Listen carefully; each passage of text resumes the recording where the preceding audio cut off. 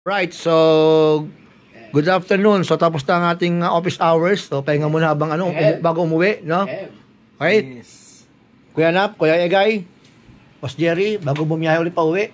Yeah. Boss Danny, may tanong ko sa'yo. Hey, ano yun? O, shoutout ka muna. Ha? Shoutout.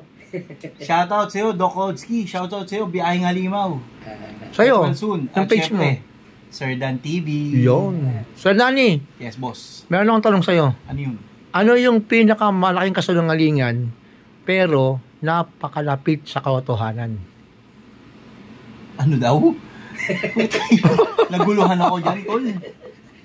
Putak, isang pinakamalaking kasinungalingan pero napakalapit sa katotohanan. Oo. Ano yun? Alam yan. Tapos silid ka agad, wala man ng hula. Pero yung napakalaking kasinungalingan, pero napakalapit sa katotohanan.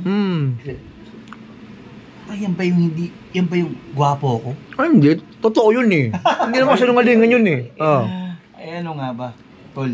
Siret. Oh. Sayang, 10,000 sanang ano to eh. Ano na naman? Oo, 10,000 to. Para sa buhok. Yung sa buhok mo nakaraan kong challenge sa'yo.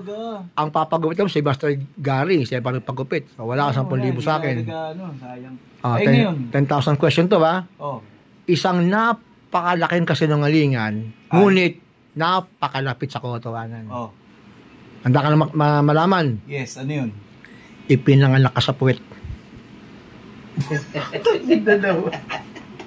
Ano yun? Malapit sa Katotohanan. Napakalaking kasinungalingan na ipinanganak ka sa puwet. Pero pare, wala pang 1 inch. Andun yung katotohanan. Gets mo?